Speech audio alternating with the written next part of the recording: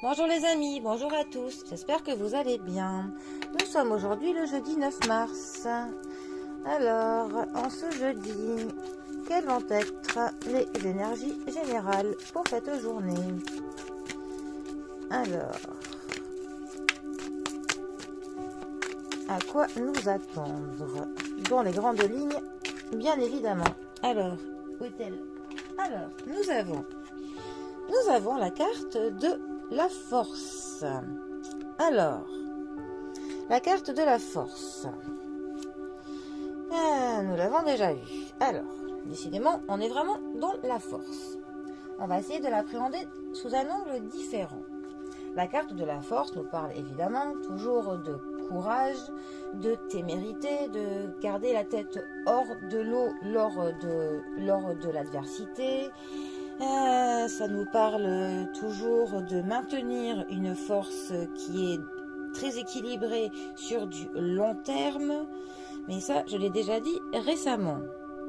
Ce que je peux donc vous rajouter sur cette carte, ça nous parle d'un effort qui peut paraître apparemment assez dur à faire, assez physique même, mais qui en fait on va le faire sans que l'on force, sans effort. En fait c'est un effort qui aura plus une puissance psychique que l'on fera de manière très naturelle, plutôt que le fait que l'on force, en fait, tout simplement. C'est aussi une carte qui nous parle de l'intelligence, de faire les choses tout en subtilité, en fait.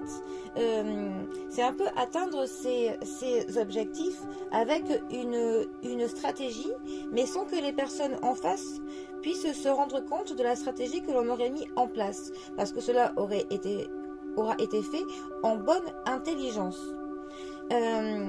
C'est quand même une carte qui, quand elle est mal placée, par contre, nous parle plutôt de la brutalité, de la colère, d'une colère que l'on ne domine pas.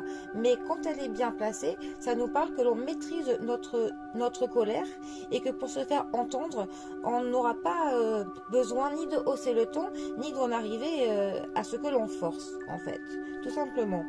C'est aussi une carte qui nous parle de la sagesse, qui nous parle de la manière que l'on va avoir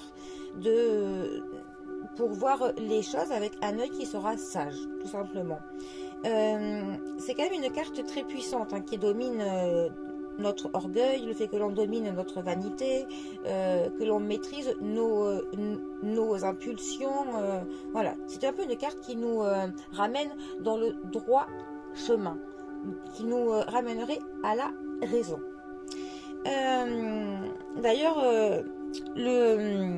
à la base, dans le tarot de Marseille, la force est le 11. Parce que c'est vrai que la force et la carte de la justice sont inversées entre le Waterwright et le Marseille.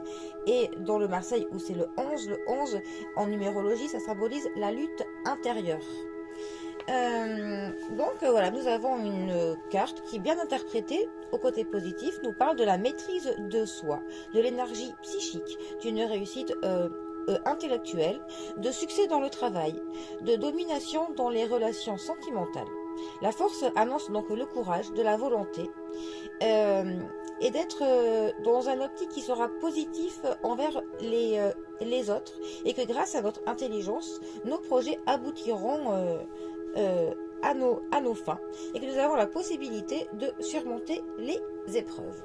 Le mauvais côté serait de l'égoïsme, de l'orgueil, de la colère, de la violence, de l'agressivité, voire de la cruauté, une forme de insensibilité et un petit peu de la faiblesse lors des tentations.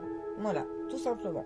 Lors d'un tirage au niveau de la santé, quand elle est mal positionnée, ça nous parle d'une intervention chirurgicale qui serait à craindre. Voilà, pour ces mauvais côtés, parce qu'il en faut aussi. J'ai essayé d'aller voir un peu plus loin, vu que la force était déjà tombée. Bon, eh bien, les amis, je vous souhaite une très belle journée à tous. Prenez soin de vous, et moi je vous dis à bientôt pour un prochain tirage. Allez les amis, à bientôt. Bisous à tous.